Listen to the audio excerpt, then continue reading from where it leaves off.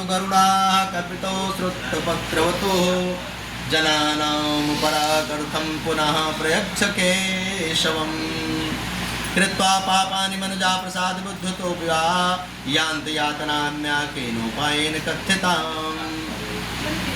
सूर्य बोले, हे सोनकाद ऋषि, हरि के वचन सुन। पीपल पत्र की तरह कंपित हो प्राणियों के उपकर कारणार्थ गरुड़ ने फिर भगवान केशव से पूछा, क्यों? मनुष्य के उद्धार के लिए। गरुड़ से भगवान कहते हैं, मनुष्य प्रसाद या बुद्ध द्वारा तर प्राप्त कर नरक में जाए, ऐसा कौन सा उपाय है?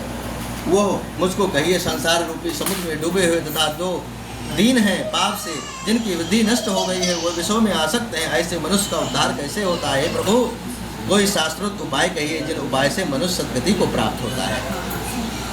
गरुड़ जी महाराज भगवान से पूछे। गरुड़ जी कहते हैं, भगवान, मनुष्य प्रसाद या बुद्धि द्वारा तन प्राप्त करके ऐसा कौन सा उपाय है कि संसार रूपी समुद्र में ना डूबे और वह संसार से ऊपर उठ करके आपको प्राप्त कर ले, ऐसा कौन सा उपाय है? भगवान से जब पूछा तो भगवान बहुत प्रसन्न हुए और कहा कि हे गरुण, तुमने बड़ी अच्छी बात पूछी संसार के ऊपर अनुग्रह करने के लिए। हे गरुण, अब ध्यान से सुनो। तुमने मनुष्यों के हित के लिए अच्छा प्रश्न पूछा है। अब तुम सावधान होकर के सुनो। मैं सब विस्तार सहित कहता हूँ। जिन पुत्र रहित और पापी पुरुषों की दुर्गति होती है, वो पूर्व में मैंने तुमको कह चुकी है, तुमको मैंने सुनाया कैसे कैसे किन परम कर्मों से जीव पाप को भोगता है। हे गरुण, पुत्रवान पुरुष तथा धार्मिक पुरुष की दुर्गति कभी नहीं होती है।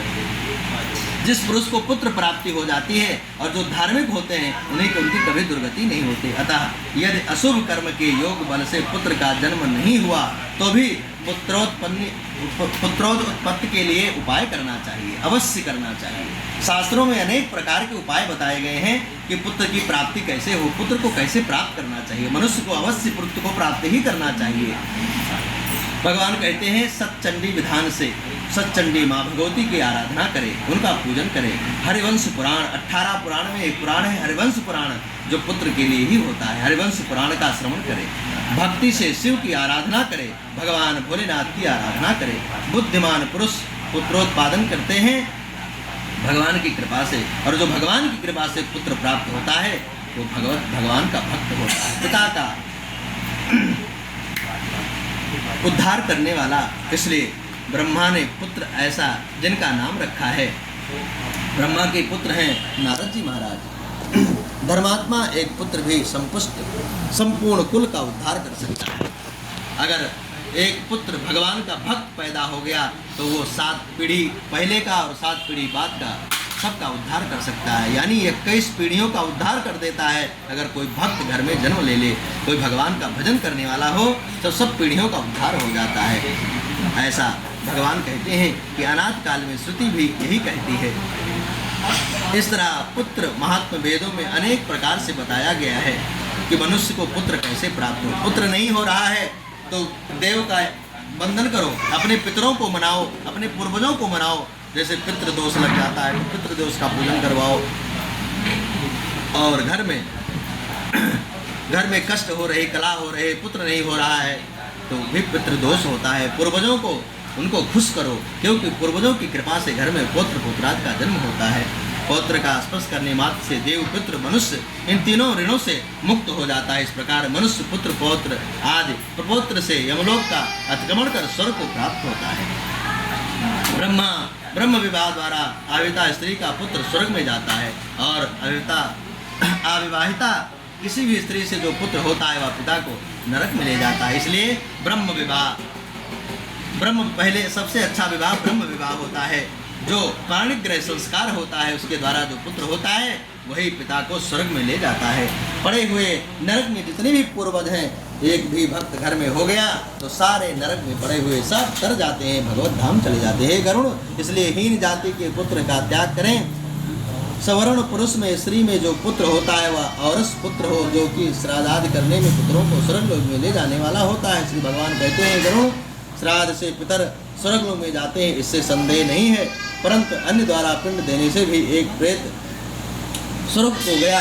वो यह कथा मैं तुम्हें सुनाता हूँ, ध्यान से सुनो। भगवान कहते हैं, पुरातन इतिहास कहता हूँ तो ध्यान से सुने, जिसमें और दैहिक दान का महत्व कहा गया, बताया गया। भगवान कहते हैं, गरुण, प्राचीन काल में त्रेता युग में अति सुंदर महोदय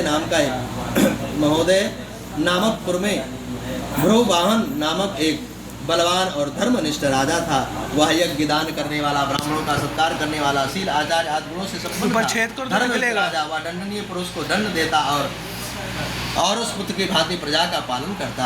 धर्मात्मा राजा किसी दिन महान पराक्रमी राजा सेना सहित शिकार खेलने की इच्छा से नाना प्रकार के वृक्षों को समान्वित गहन वन में चला गया। नाना प्रकार के मृगों के समूह तथा नाना प्रकार के पक्षी जहाँ शब्द कर रहे थे, ऐसा वन में राजा ने दूर से मृग को देखा तो उस राजा ने दूर से अति तीक्ष्ण मृगभेदी बाण को मारा, छोड़ दिया और वो मृग मर गया। अपित राजा के चलाए हुए उस बाण से लेकर वन में प्रवेश कर गया। राजा ने मृग को नहीं देखा, केवल मार्ग में रुधिर गिरा हुआ दिखाई दिया। उसके अनुसार राजा उस मृग के पीछे दौड़ पड़े और दूसरे वन में पहुंच गए।